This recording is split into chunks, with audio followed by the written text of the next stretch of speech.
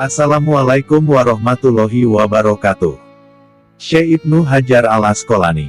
Nama lengkapnya adalah Ahmad bin Ali bin Muhammad bin Kinani al-Asqalani. Namun, ia lebih dikenal dengan nama Ibnu Hajar al-Asqalani. Semasa hidupnya, ia dikenal sebagai seorang ulama ahli hadits. Salah satu karyanya yang termasyhur adalah Kitab Fathul Bari, yang merupakan syarah atas kitab Shahihnya Imam Al-Bukhari. Oleh banyak ulama, Kitab Fathul Bari karya Ibnu Hajar al-Asqalani tersebut disebut sebagai kitab penjelasan yang paling detail yang pernah dibuat. Ibnu Hajar dilahirkan pada tahun 773 Hijriah, dan wafat pada tahun 852 Hijriah. Mengenai tempat kelahirannya, ada beberapa pendapat. Ada yang menyebutkan ia dilahirkan di kota Asqalan, Palestina. Versi lain menyebutkan bahwa ia lahir dan besar lalu meninggal dunia di Mesir. Salah satu kisah yang terkenal, dan sangat populer di kalangan para santri serta para cendekiawan muslim adalah saat prosesnya beliau dalam mencari ilmu.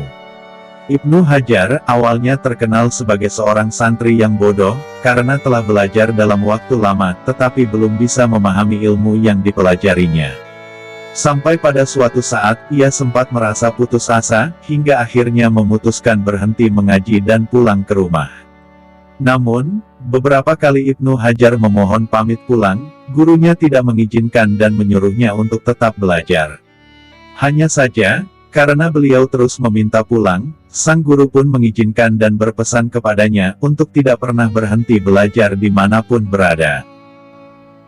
Saat perjalanan pulang, Ibnu Hajar sempat berteduh di sebuah gua, karena hujan lebat dan tidak memungkinkan untuk melanjutkan perjalanannya.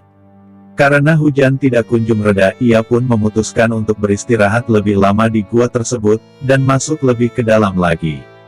Setelah masuk lebih dalam, Ibnu Hajar mendengar gemericik air dan ia pun melihatnya, ternyata air tersebut menetes ke atas batu besar dalam waktu yang sangat lama. Terlihat batu besar tersebut sampai berlubang, karena terus-menerus terkena tetesan air, dan Ibnu Hajar pun mulai merenungi proses belajarnya dan mendapatkan pencerahan baru.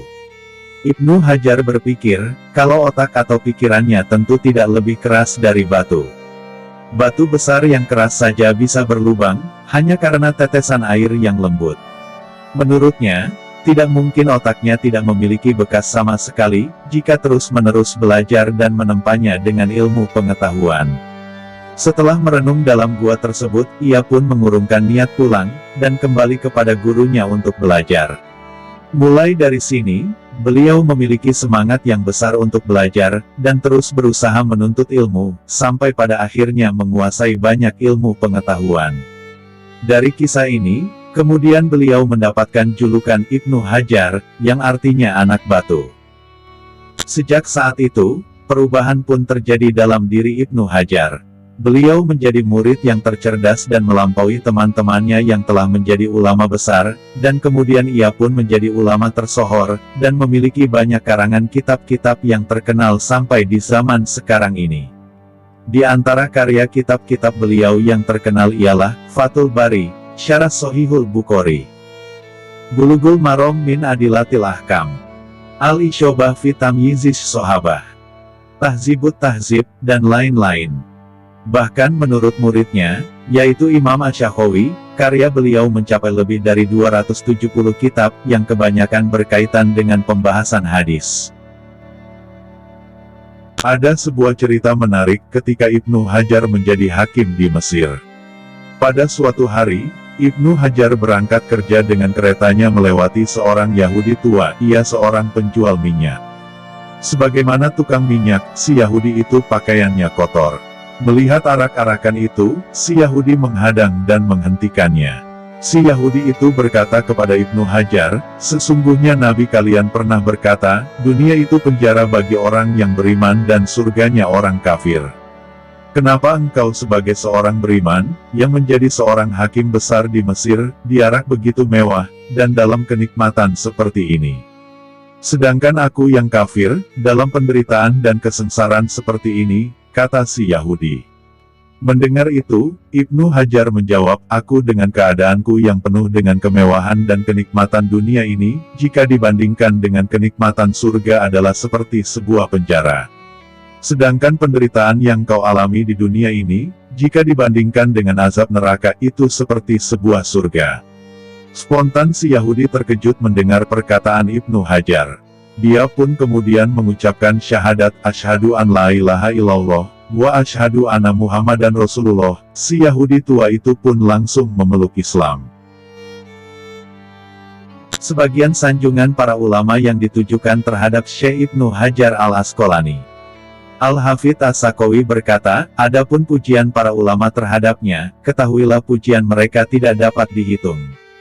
Mereka memberikan pujian yang tak terkira jumlahnya, namun saya berusaha untuk menyebutkan sebagiannya sesuai dengan kemampuan.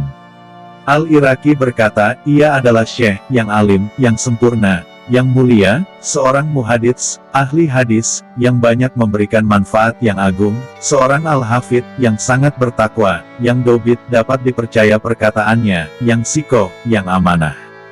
Syihabuddin Ahmad Abdul Fatli bin Asyaikh, Al-Imam, Al-Alim, Al-Auhad, Al-Marhum Nuruddin, yang kumpul kepadanya para perawi dan syekh-syekh, yang pandai dalam nasik dan mansuk, yang menguasai Al-Muwafaqat dan Al-Abdal, yang dapat membedakan antara rawi-rawi yang sikoh dan doif, yang banyak menemui para ahli hadits, dan yang banyak ilmunya dalam waktu yang relatif pendek.